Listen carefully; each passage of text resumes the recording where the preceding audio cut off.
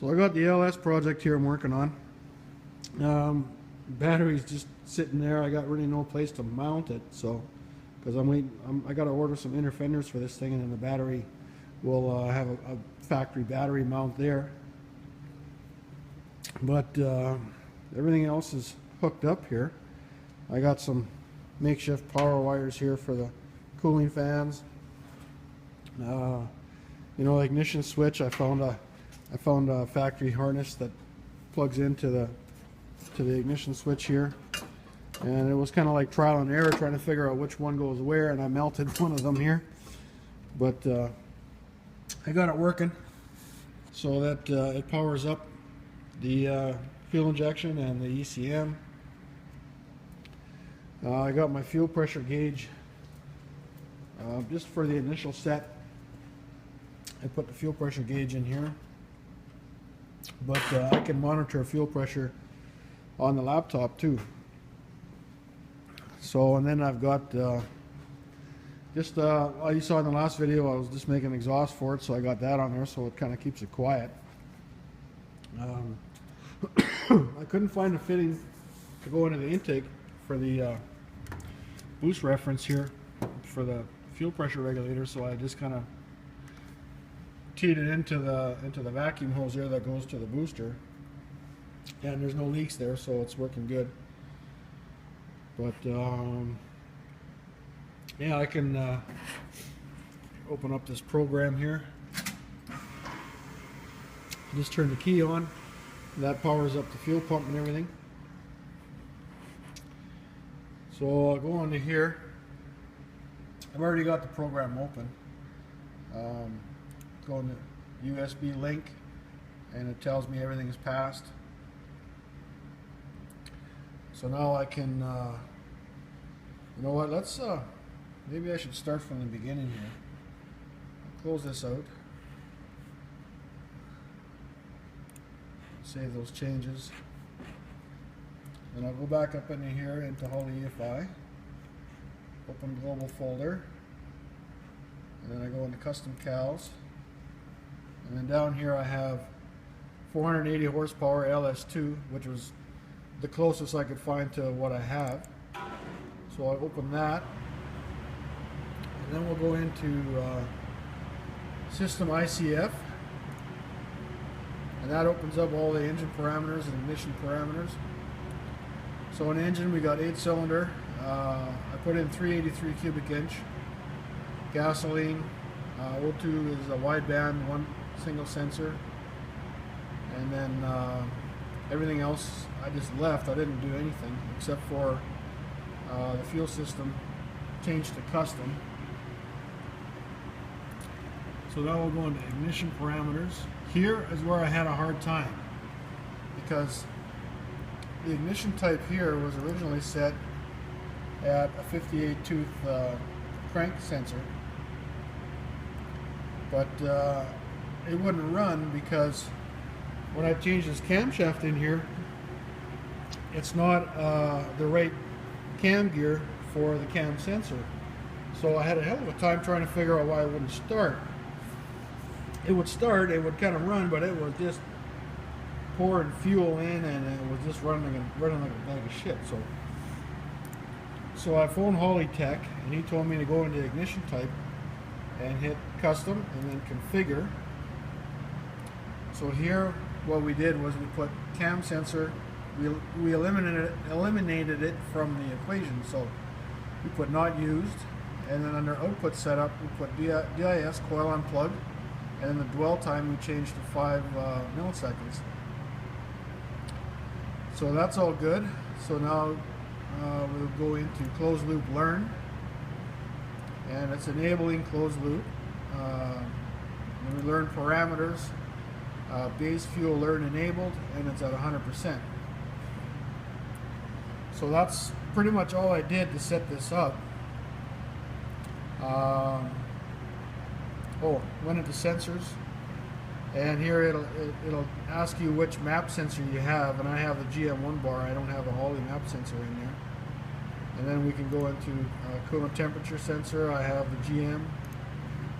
Air temperature sensor, also GM. Oil pressure, I have a GM one, but the Holley one is working. So, and then the fuel pressure sensor is the Holley, and I have the fuel pressure sensor right in here, so that'll read fuel pressure right at the rail.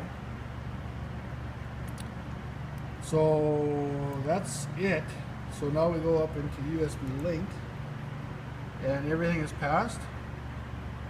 So the program is in there. Now we can click on the gauges up here, and this will show me everything I need to know. It's got air fuel, and it's initializing right now. Oil pressure, air temperature, fuel pressure, and the map, and RPM.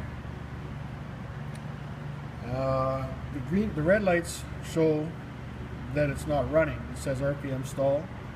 Closed loop is blue. Once it's running and learning, those should turn green. So I mean, I've had this car running already. I've been kind of playing with it for a while already because of that stupid crank sensor deal, but we got that figured out. So I also was playing with fuel trim, things like that, trying to get it a little fatter and stuff. But and then I was also playing with, this is the idler control valve passage that I can adjust here, and then it also has an idle adjust.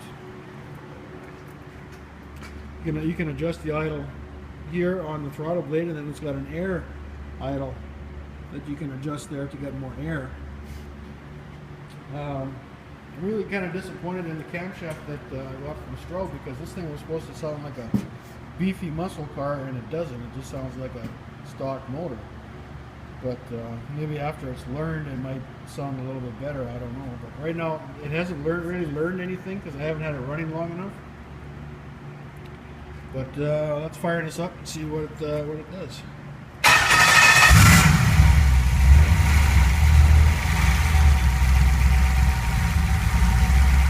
Fires right up. The O2 sensor is heating. There it goes. So now it's going to adjust the fuel. I just went into closed loop. You see the green there? Closed loop compensation. Should be hovering around 0. And it looks like it's taken away. Now it's just adding a little bit, so it should hover, around 0, plus or minus 2 to 3. Target air fuel is 14.0, and we're hovering right around there.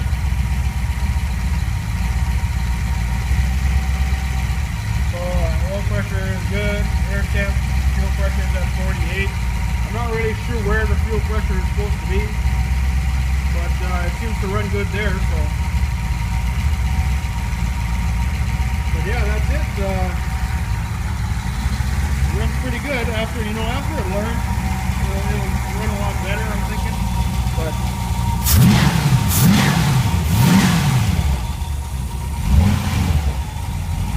it takes a little while to catch up, eh? I'm going to shut it off before I get gassed out of here. So yeah, that's my first crack at electronic fuel injection, aftermarket anyway. For my job I diagnose things, but I usually have a code.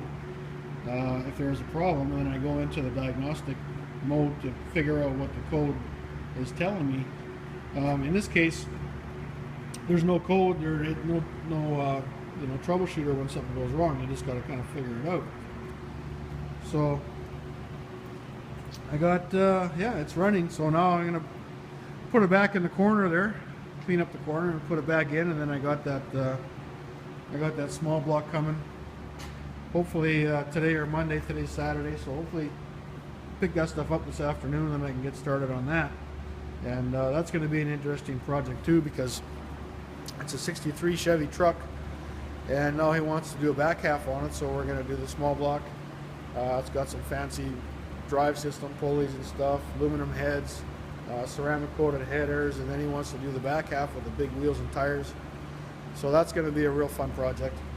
Oh, and also we got, it's got a modern independent front suspension that we're going to put in it. So So you know, looking forward to doing that. But for now, that's really all I wanted to do, was get this thing running, and I've done that, and it's really not that difficult. If I'm going to put nitrous on here, or you know, really fine tune it after it's finished its learning process, then maybe I'll take it to the chassis dyno and do some fine tuning. But I have a feeling that everything's going to be fine, and she's going to work just awesome. So now, yeah, the one thing left to do is just route the AC lines and stuff, and then start finishing the car interior and, you know, inner fenders, so that I can mount the battery where it's supposed to be, and things like that. So yeah, excited. This thing it runs good, and I'm you know, looking forward to getting this thing on the road.